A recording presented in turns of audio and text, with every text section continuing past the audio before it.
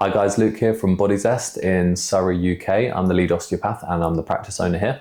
And today I wanted to answer the most common question that I ever get asked. So what is the difference between an osteopath and a chiropractor and a physiotherapist? Sometimes people throw them in at the end as well. And it's an important question to ask, and it's not a particularly easy answer because there are tons of little nuances and tons of little caveats.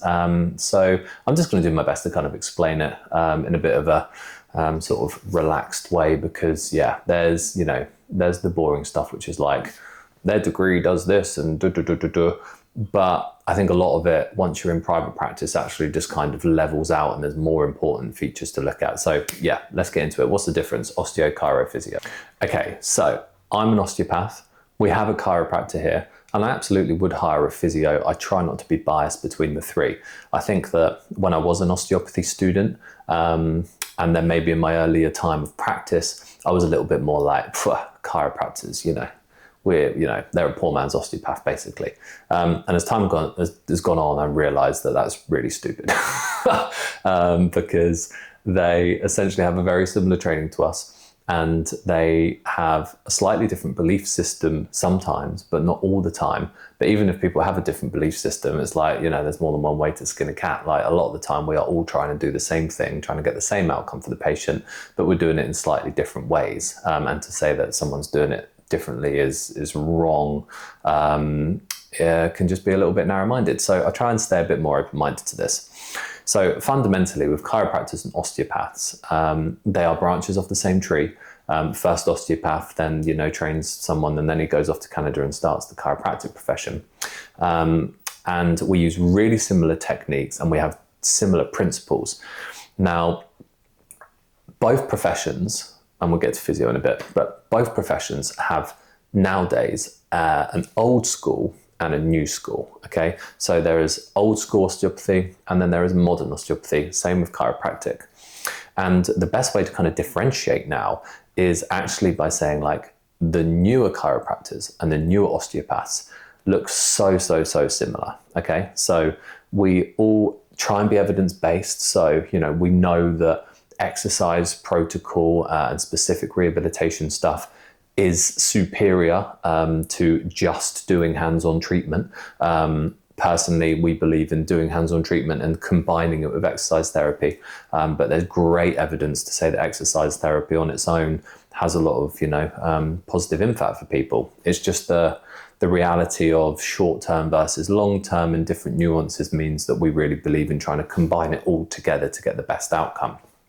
Now, old school chiropractic and old school osteopathy, they want to keep to the original principles, and that's fine. It's horses for courses, really. Some people respond really well to these kind of more classical approaches, so they don't focus so much on what the evidence is saying works the best. They're not going to change the way that the original principles of the profession want to approach it. They're going to keep it to how they keep it. So they're less likely to do exercise stuff and lifestyle stuff, and they're more likely to just get their hands on and try and manipulate the tissues to do what they want to do. Now, one of the fundamental differences between chiropractors and osteopaths in terms of what people expect is the amount of manipulation they do. So chiropractors do have more of a tendency towards manipulation. I don't think that's unfair to say. And if you're a chiropractor and you disagree, then let me know. But I would say if we had to blanket rule, if we had to generalize, chiropractors tend to click stuff more than osteopaths do. They really believe in neurological output. So classical chiropractic is like, the brain and the central nervous system, the neurological system is then affecting everything. So if we optimize that through spinal column mobility, and harmony, then we can affect everything throughout the body. Now, osteopaths have a very similar idea, but it's more around blood supply. We're picturing all these arteries coming out. We're trying to get good blood supply to the areas so that the body can heal itself. And we're using manipulation to try and achieve that, but probably using it a little bit less in terms of hardcore clicks than the chiropractors are. So those techniques and those principles, they're fairly similar. And what people would expect to see from an osteo or chiropractor is maybe the osteopath might do some clicking, but the chiropractor is much more likely to click you almost every time. Now, anecdotally, could be a bit to do with my location and who I hear from my patients that they've seen, but a lot of patients of mine who have seen chiropractors have seen people who have done incredibly short appointments, maybe right down to as little as 5 minutes, where they go in, click, move on, see you later. You hear more stories like that about chiropractors than you do about osteopaths. That's just my experience of it. Again, if someone thinks I'm wrong, then let me know. But we hear a lot of that kind of thing. They just clicked me, here, 5 minutes, out the door. And they think that's a suitable treatment. Osteopaths, there will 100% be some that do it like that, but I hear of way less. We seem to want to spend a bit more time with the person and try and take a bit more responsibility for all the different, parts of the body, and try and act a bit more holistically than just looking at one element and saying, if we click this and optimize this, everything will get better. So a little summary from that. There's two ways of kind of looking at them both, the kind of new school and the old school. The new ones are going to have some of the principles of the old school chiros and osteos, but then they're going to combine it with the really evidence-based stuff like exercise therapy, and then that's how they're going to present as a practitioner, whereas the other ones care less about that kind of thing, want to stick to the original principles, and it might all come off a little bit more kind of witchcrafty and a bit more woolly, but a lot of people do get good outcomes with that sort of treatment. So then you've got physio. Now, physiotherapy kind of has two branches to it too. And it's not the new school and the old school, it's the public and the private sector. Now, physiotherapy, makes up the absolute majority of what we call like the MSK department of our public sector, the NHS. And a physiotherapist is essentially trained in the same way if they're going to be private or public, and might have exactly the same principles, but they have a massive limitation to what they can do in terms of resources and time. So people that I know that have seen a physio, patients of mine, and then they come in and they're like, they didn't even touch me, and they just told me to lift my arm up, and then they printed off a sheet of generic exercises and sent me on my way. Loads of people have experienced that, and they might probably waited 3 months for that appointment as well. So they come out pissed off, disgruntled, and then they think that physiotherapy is no good. But the reality is that is the practitioner acting within the very, very limited constraints of the NHS. And a physiotherapist in private practice is going to be completely different.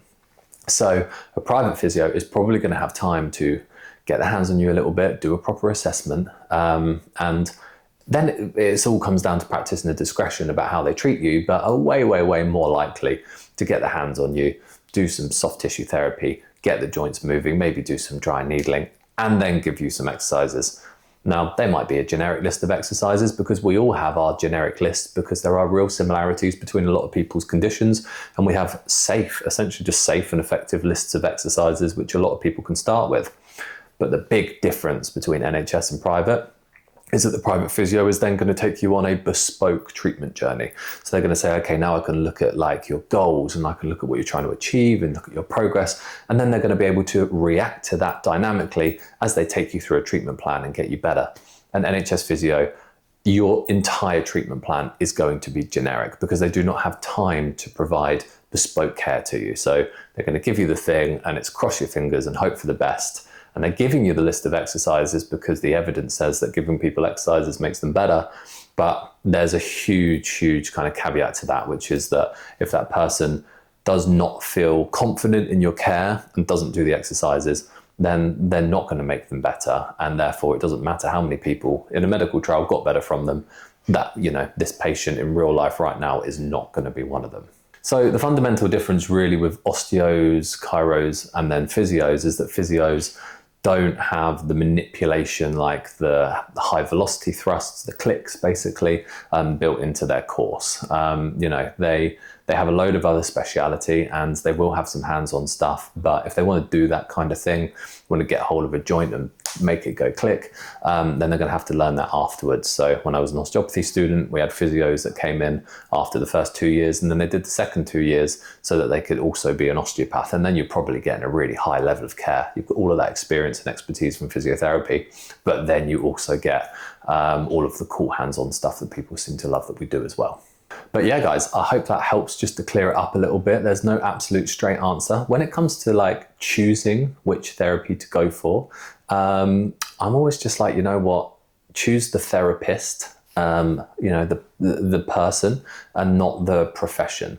I think it's crazy when people are like, oh, you know, the chiropractic's always worked for me, but osteopathy didn't. It's like, you know, you 100% could see one chiropractor and you're like, bang on, they got it right, they hit the spot, they're really helping me, they listen to me. And you could see another one who's completely useless and just wants to, you know, do a quick treatment, take your money and get you out. And the same thing could happen with two different osteopaths, and the same thing could happen with two different physios. There is not a right profession for you. We're all treating the same stuff. The three professions have got slightly different angles at it. And then within that, all of the individuals have got completely different angles within it as well. So I know that makes it a minefield for choosing an initial practitioner, but you know, social media exists now, and you know, people like me talk to you and you get to hear us and kind of make an impression of us before you come in. So I would say, you know, try and have a conversation with people before you go in. You know, hear what they've got to say, hear if their values seem to align with yours, and their, you know, their ideas seem to kind of like be like, oh yeah, that makes sense to me, I think I'm going to give it a try. And then yeah, see if you vibe with the person, see if they're helping you, because that's obviously the main thing. And don't worry too much about the profession itself, I would say. Cool, hope that helps. If you agree, disagree, pop us a comment. And if you need any help, then there's always a link to the website. If you're in the Surrey, London area, then come see us. And yeah, we'll hear what you've got to say. Peace.